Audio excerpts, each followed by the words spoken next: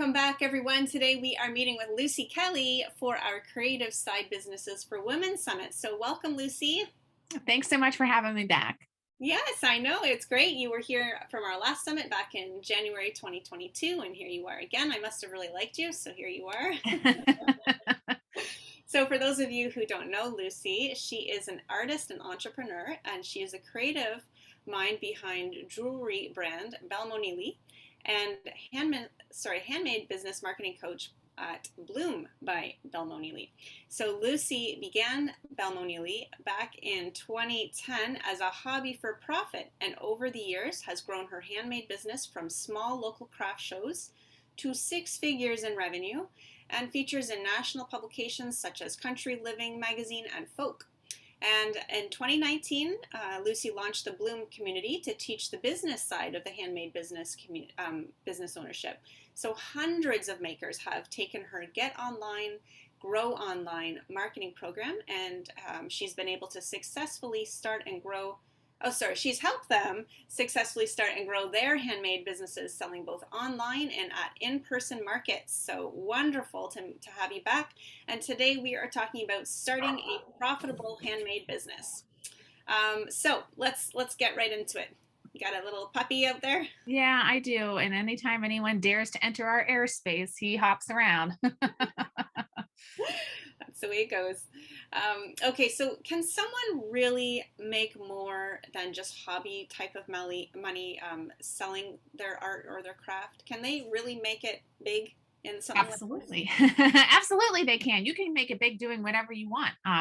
But yes, if you are priced profitably, if you are connected with the people who are going to love you and love your work, and you have the means to put it out there, yep, you can make as little or as much money as you want.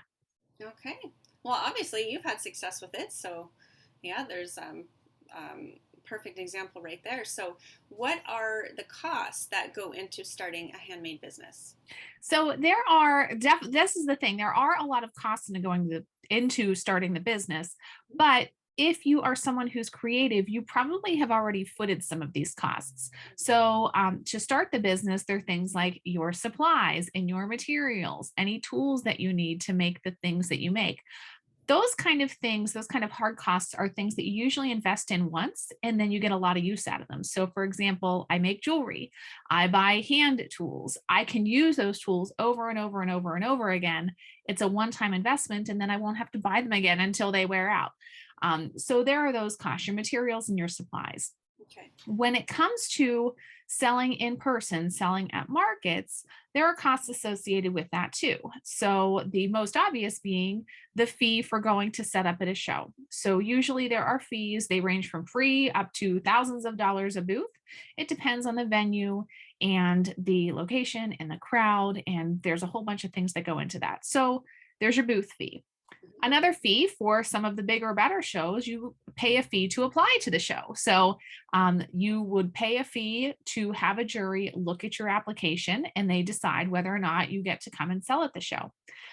So those are the fees with applying to and doing the show. And then you have your display things. So whenever someone goes to a market or a craft fair, they show up and there's an empty spot. So your costs include things like your tables and your tablecloths, the bins to carry your things in, the display items that you're going to put your things on, all of your packaging. All of those things are to be considered because they're all important. Mm. So those are some of the costs of doing shows of having a business at an in-person show.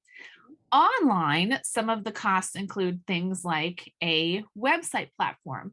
One of the questions I'm asked the most often is, how can I start for free? How can I sell online for free? And the honest answer is you can't. If you have a business, you need to be paying for a website, and that your sales, your profits should be covering that. Well, I shouldn't even say your profits. The cost of your product should include that in it. So you'll have the cost of a platform. Etsy is probably the most economical because you pay a small cost per listing and then you pay after the product has sold. There are other platforms like Shopify where it is a flat $29 a month, whether you sell 0 things or 1,000 things. So there are different options out there. Yeah. Another cost of selling online is having an email service provider. Now, there are some that offer free plans like MailChimp. But as you start to get more and more advanced in your email marketing, you will need a paid plan so that you can automate emails, have bigger lists, and do some of the quote fancier things that online businesses do. Hmm. Finally, there are different software costs. So, if you are going to be doing meetings like this, you would have to have a subscription to Zoom. If you are creating graphic designs, the online platform Canva, where you do graphic design, would be a cost. If you are doing any other kind of video editing or sound editing, there's all those little costs that go into it too. So, you want to be prepared to be approaching this as a business that you're investing in, not as a, I'm going to try to do everything free, because usually if you're going at it trying to do everything for free, it's going to cost you more money in the long run because those things, you get what you pay for. Yes, that's true. And what about staffing? Is this the type of business you can do by yourself, or do you typically need somebody to help? You can absolutely do it by yourself. It depends on what you make, how much time you have, and what your budget is. So I ran my business by myself for a very long time. So Belle Manili, my handmade business, I still run by myself. I'm a one-woman show, Hmm. with the support, of course, of my friends and family, but I run the business, I make the products, I do all of the things. For Hmm. Bloom, I am very fortunate to have an amazing assistant that I hired last year. Hmm. So that business I ran by myself for a while, and then I was able to get help because my business in Bloom is supporting other makers. So I needed someone to come in and help me support that. But I would say the vast majority of makers and handmade sellers are doing this on their own. And I'm sure you've seen lots of crazy trends over the last 2 years, especially. Are you finding post COVID that there are more in person, or what would be the opposite? What would be called online, I guess. Uh, Yeah. yeah, what's the trend right now? So anybody who did shows, who sold at markets and fairs and things like that prior to 2020 knows that they are coming back, and it is completely different. It is, they say like it's a whole new ball game. It's like the team is relocated. It's a whole new field. It's Mhm. different. So yes, post COVID events are starting to come back, but the honest truth is it's different. People are more cautious now. They are more health conscious. They are more money conscious. While different areas, the COVID spikes are still on the rise. It's still happening and it's not going away. Right. Now, we as makers and the public in general, we get to decide what to do with that. I've certainly seen people coming to shows and shopping, and everybody is happy and respectful, which is lovely. But the truth of the matter is, there are certain it's different than it used to be. So having an online presence is critical if you want to do in-person shows, or if you only want to sell online. If you're someone who goes out and does markets, you are responsible to kind of shoulder some of that weight of bringing your audience there. Mhm. So that's why it's important for you to have a place online where you can connect with those people, so that, next weekend I'm going to Columbus for a show. I know that I can reach out to my email list and say, "Hey ladies, I'm going to be in Columbus. Who's coming out to see me?" I know, because of that relationship with them that I have maintained in an online space, when I go to that show and I set up, I now have more control over the results I get at the event because I know that my audience will come and see me. So it's important. Yes, people are at shows. Yes, people are buying at shows, but more than ever, they're comfortable buying online. Mhm. And depending on the different costs of travel and lodging and things like that, they might even prefer to be shopping online.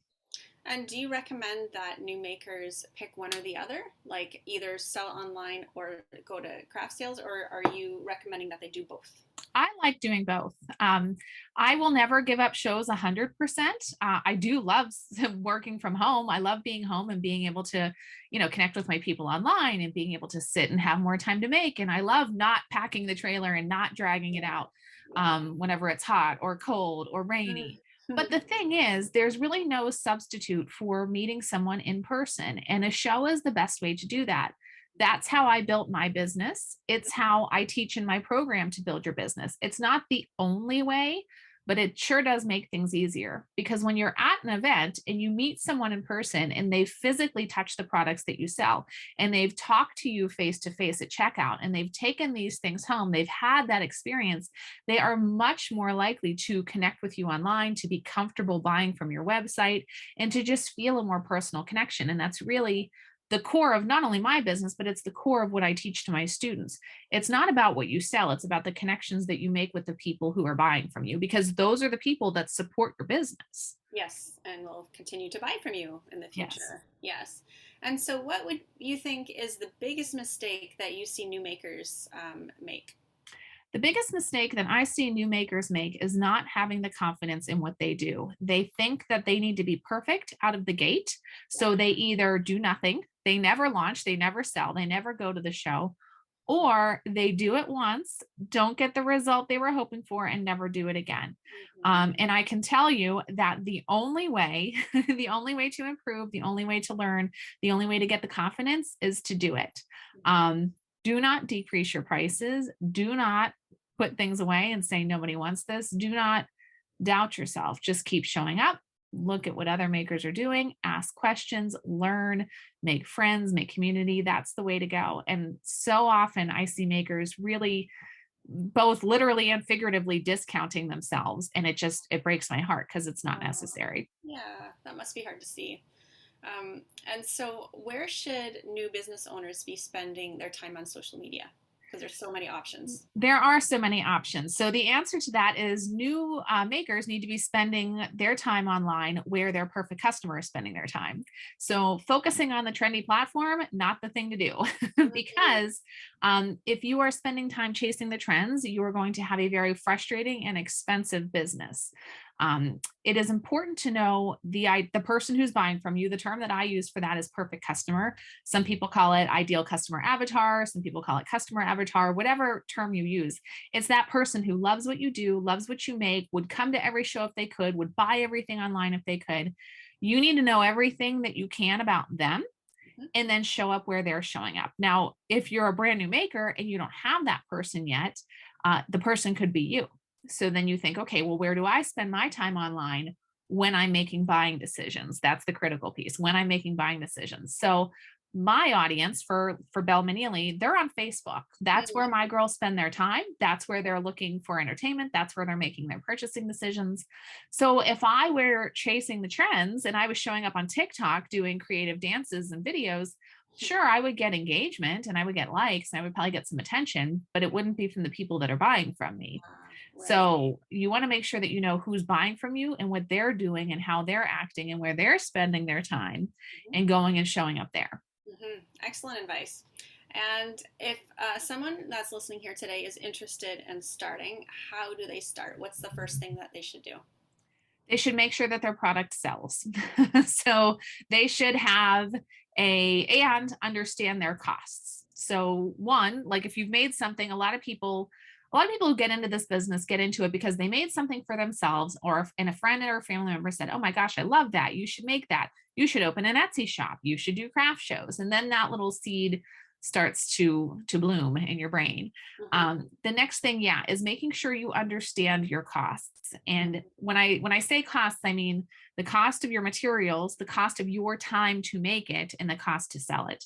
Mhm. Do not price your products just to cover your materials cost. That is an expensive hobby. That is not a business. That's And right. cash flow isn't profit. So making sure that you understand your costs and that you are pricing profitably is critical before you make the next step into having a business.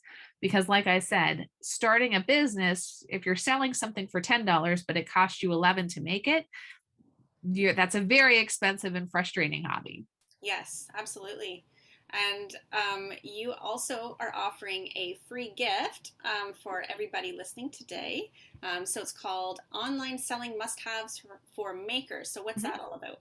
So, in the last workshop that you did, I shared the market must haves for makers. So, this is the online partner to that guide. Hmm. So, these are all of the things that you need to know or you need to have in order to be able to sell online. So, these are going to include things like a list of costs, a list of website suggestions, a list of software programs. Basically, these are the things that you will need to consider using if you want to start a business online. So there's kind of the basic package.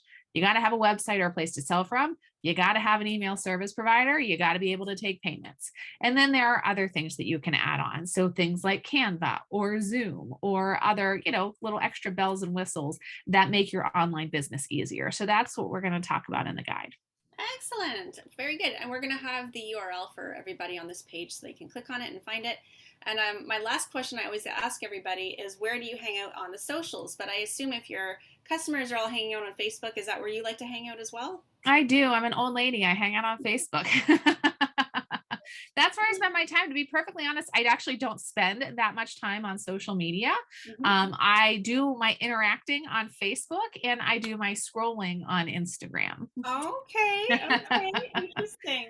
And so, would you prefer people reach out through Facebook? Is that the best place to get you? They can reach out to me Facebook, Instagram, email, wherever. I'm pretty accessible. Oh, yeah. Okay, awesome. All right, Lucy. Well, thank you so much for your time today. Is there any final thoughts you want to leave with everybody?